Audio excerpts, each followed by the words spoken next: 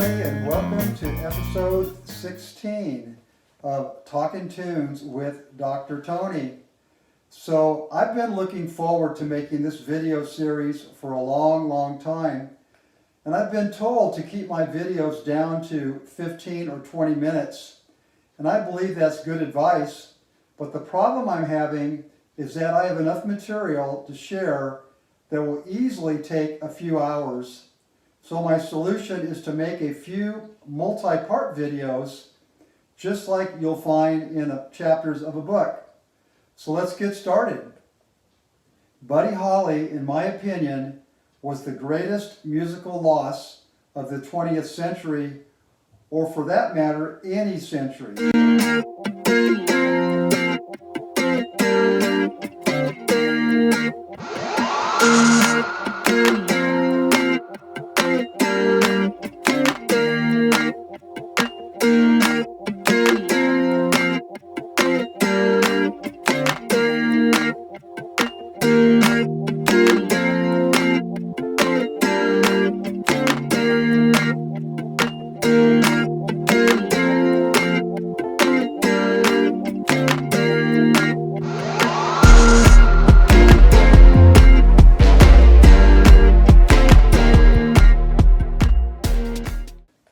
He was just getting warmed up when his life ended at the tender age of 22 in a tragic plane crash on the way from Clear Lake, Iowa to Moorhead, Minnesota on February 3rd, 1959, shortly after 1 o'clock in the morning.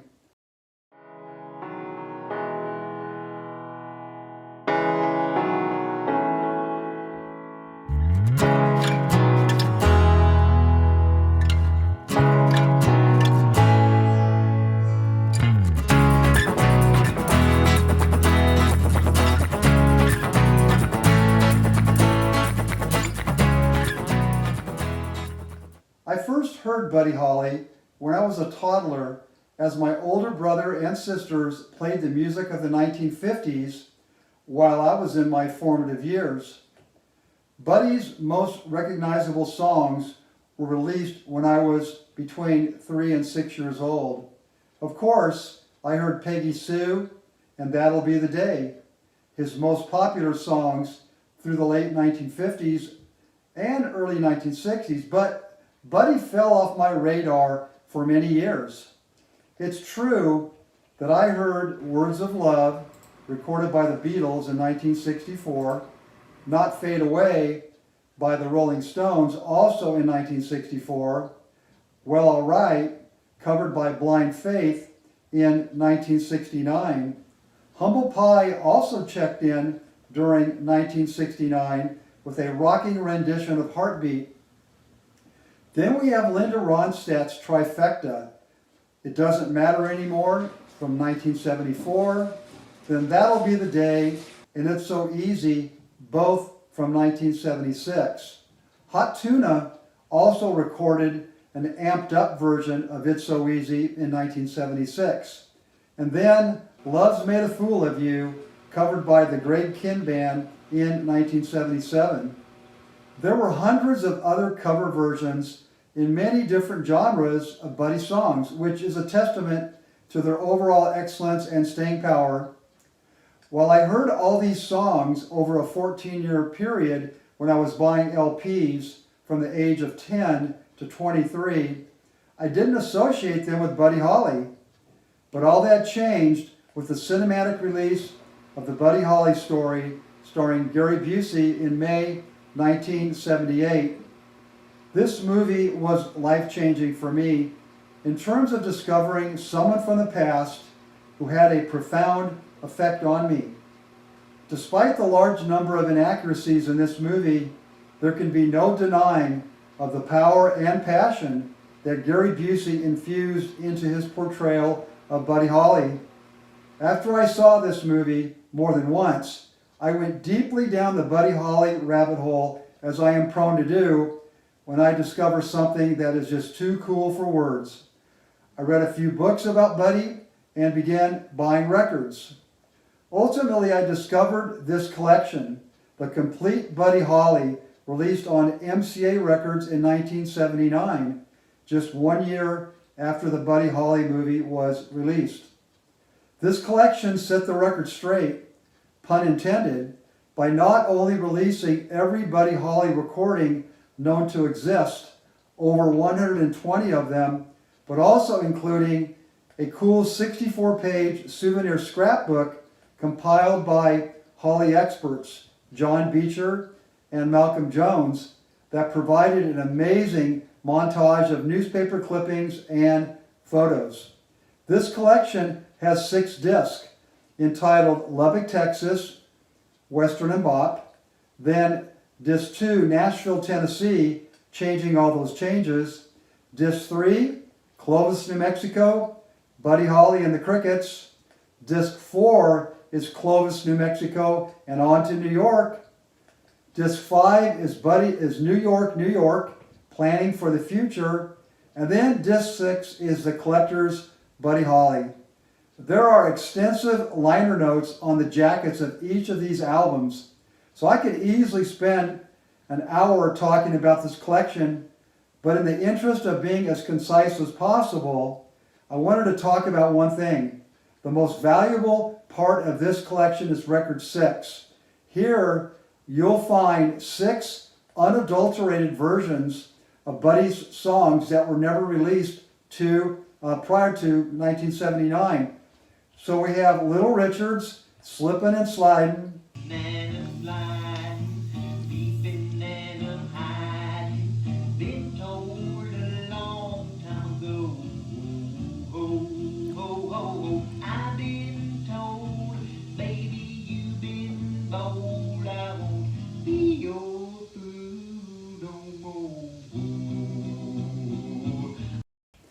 song called Dearest,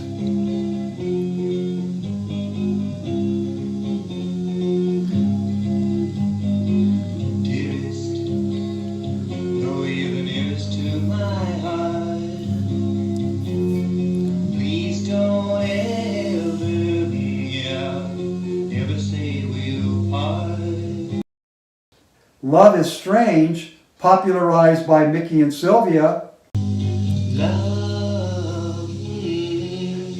Love is strange. Lot of people take it for a game. Peggy Sue Got Married.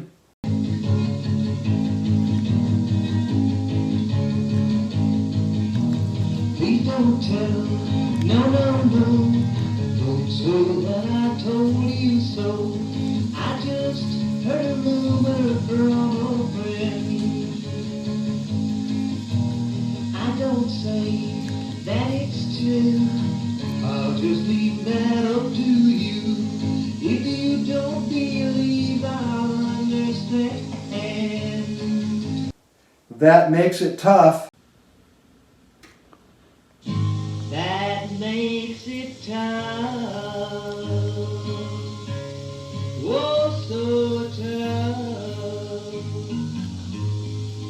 when you tell me you don't love me. And Learning the Game.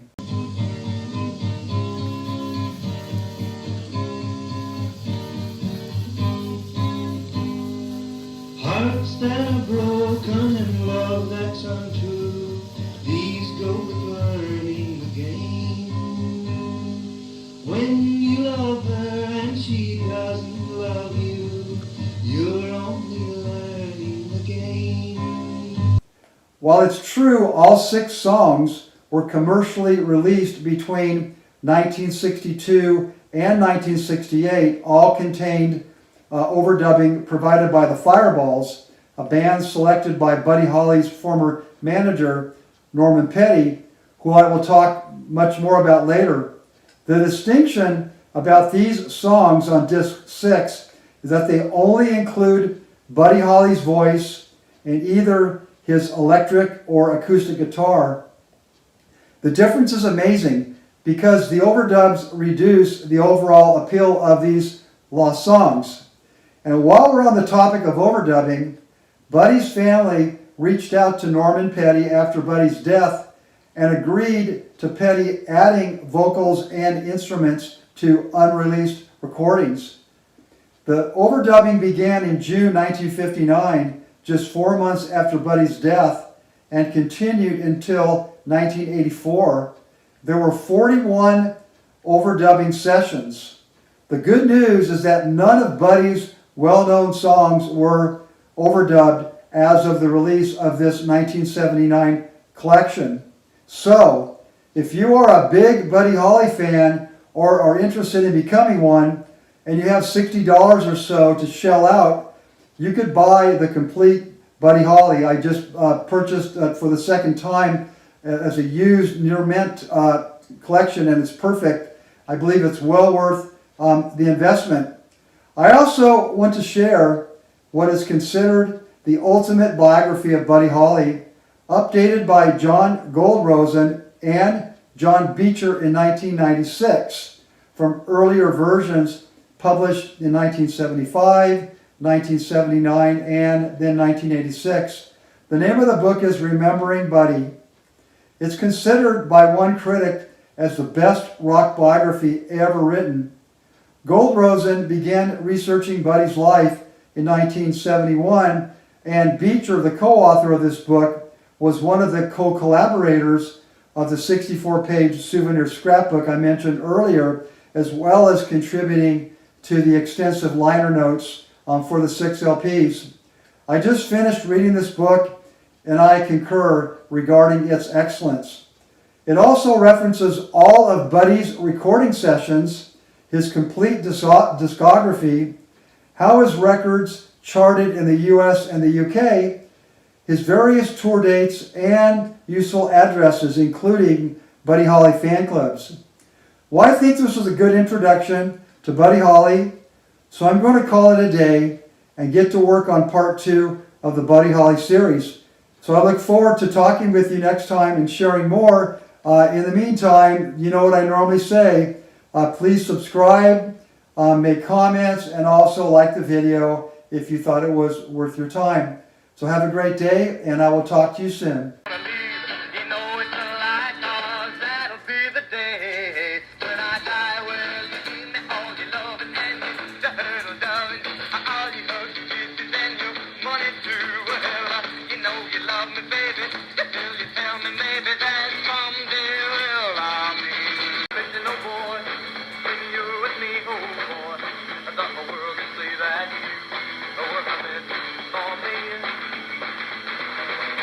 My life, I've been away, and now there'll be no hesitating, no boy. When you're with me, oh boy, I thought the world could see that.